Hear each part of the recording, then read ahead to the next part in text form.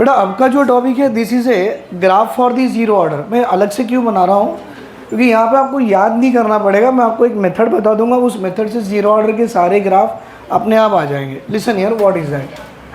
बेटा zero order reaction मतलब सबसे पहले मैं ये लिखता हूँ कि A gives rise to product और मेंशन किया है जीरो ऑर्डर, तो यहाँ से मैं लगा दूँ R इज इक्वल टू के इंटू कॉन्सेंट्रेशन ऑफ ए की पावर जीरो। भाई ये एक है क्या, इनिशियल कॉन्सेंट्रेशन है, राइट। इसका मतलब अगर मुझे ग्राफ बनाना है जीरो ऑर्डर के लिए, देखिए this is a rate, R मतलब रेट, और ए नॉट जो होती है बेटा it is a initial concentration of the reactant. क्या बेटा रेट इनिशियल कॉन्सेंट्रेशन पे डिपेंड है? तो नहीं है, तो मैं बोलूँ rate is independent on the initial concentration. अब इसी रिएक्शन को रेट लिख के मैं रेट इंस्टेंटेनियस रेट इक्वेशन लिखना चाहूँगा, R is equal to minus of D A by D T. बेटा अब की देखो ये r equal to minus D A by D T है, लेकिन a की पावर तो जीरो है ना। और भी कैसे minus D A by D T it is nothing but the it is A K into concentration of A naught की पावर जीरो। बेटा इनिशियल कॉन्सेंट्रेशन जो होगी आपकी वो जीरो है, इनिशियल कॉन्सेंट्रेशन क्या है, जीरो। मतलब ये अब भी जो टाइम है, टाइम रेट में डिपेंड नहीं कर रहा, तो मैं और एक ग्राफ बना लूँ इसी से। What is that, rate of reaction with A time t is also independent for zero order. तो क्या बोलो बेटा, rate is independent for the initial concentration. दिख रहा ना बेटा, ए इज द इनिशियल कॉन्सेंट्रेशन, उसकी पावर कितनी है, जीरो। मतलब rate is independent on the initial concentration for किसके लिए, जीरो ऑर्डर के लिए। बेटा rate is independent for the time किसके लिए, जीरो ऑर्डर। अब मैं ऐसा लिखूंगा बेटा, आपको याद है हम लोग ऐसा लिखते हैं, what is that, it is A T is equal to what is that बेटा, A not minus of K T. ये है integrated rate law equation for zero order. अच्छा इसके बेसिस पे ग्राफ बनाने की कोशिश करेंगे। अब ये रहा, what is this sir, it is a concentration of A left at time T and it is a time taken, this is a T is the time taken. अब इन दोनों का ग्राफ बनाना है बेटा, यहाँ पर जगह नहीं होगी, मैं यहीं बनाऊंगा, आप ये लिख लो। और else I will do on this side बेटा, I will do on this side.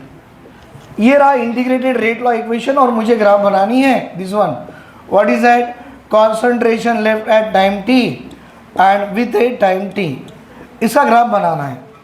अब देखो बेटा, इसको मैंने वाई एक्सिस में ले लिया, टी को मैंने एक्स एक्सिस में ले लिया।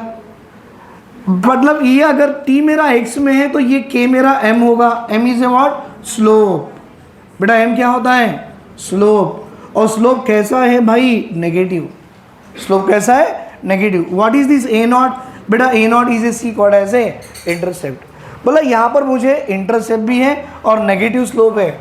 जानते हो नेगेटिव स्लोप कैसे आएगा बेटा, it is coming in this way, negative slope. अगर वो नेगेटिव स्लोप है तो ऑब्वियसली ये जो लाइन यहाँ कट हो रही है ना, ये कटी हुई लाइन क्या होगी, मेरी intercept. And what is that intercept बेटा, ए नॉट। मतलब यहाँ से मैं थीटा निकालना, थीटा से मुझे स्लोप मिलेगी, slope is equal to tan theta.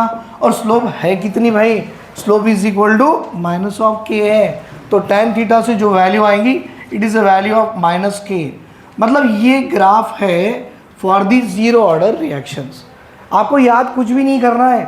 अगर ए टी अगेंस्ट टी दिखता है तो जीरो ऑर्डर की आप इस तरह से इंटीग्रेटेड रेट लॉ लगा लो, कौन सी एक्सिस में क्या है वो लगा लो। जैसे कि वाई पे, टी एक्स पे, एम आपका स्लोप हुआ जो कि नेगेटिव स्लोप है, और ये आपकी इंटरसेप्ट हो गई। यहाँ से थीटा निकाल लो, आपको slope is equal to tan theta आएगी। टैन थीटा को सॉल्व करो, it's a value of minus K आएगी। ये है बेटा अपने जीरो ऑर्डर रिएक्शंस। इतना ही नहीं, जीरो ऑर्डर में आप बच्चे जानते हैं T half is equal to initial concentration by 2k।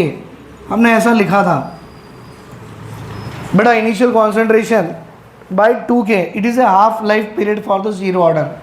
अब मुझसे पूछा गया सर ये जीरो ऑर्डर का टी हाफ के अगेंस्ट में इनिशियल कॉन्सेंट्रेशन अगर दे दें तो what is the graph, how the graph will be. बेटा आप ही लगा लो, टी आपको आपने कौन सी एक्सिस में लगा ली है, y, और ए नॉट को कौन सी एक्सिस में लगा ली है, x। बेटा अगर ये x है तो 1/2k क्या होगी m, and what is m, slope. ऐसे लिखते हैं ना बेटा, t half is equal to 1/2k into initial concentration. ये रही y पे, ये रही x पे, तो ये क्या हो गया भाई m इज ए स्लोप। और ये स्लोप कैसी है, पॉजिटिव है, और इंटरसेप्ट नहीं होती। पॉजिटिव स्लोप मतलब पासेस थ्रू द ओरिजिन। अब इसकी वैल्यू निकालो थीटा, भाई ये थीटा निकालोगे तो ये होगी slope, slope is equal to tan theta, और tan थीटा की वैल्यू आएंगी बेटा 1/2k, 1/2k। तो ये है बेटा अपने 4 graph for the zero order. Rate with initial concentration independent for zero order, rate with time independent for zero order.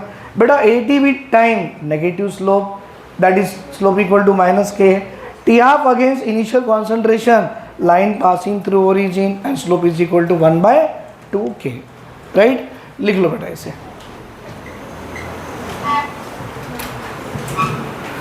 ये एग्जाम में पूछता है among the following which is a correct form of zero order, among the following which is a correct for the zero order। 4 में से कोई भी एक दे दें, याद नहीं करना, बस अंदाज़ा लगा लो कि पहले रेट इक्वेशन लिखना है, उसके हिसाब से rate with initial concentration, rate with time को बनाना है। अगर आपको कैसे AT विथ T दे रहा जीरो ऑर्डर के लिए, आप उसे इंटीग्रेटेड रेट लॉ में डाल दो और डाल के देखो कि वैल्यू कैसी आ रही है, नेगेटिव स्लोप या पॉजिटिव स्लोप। फिर T हाफ को भी करना है बेटा इसी तरह से, T half it is on the y axis, A is a x axis, slope आ गई 1/2k, positive slope with no intercept, line passing through origin.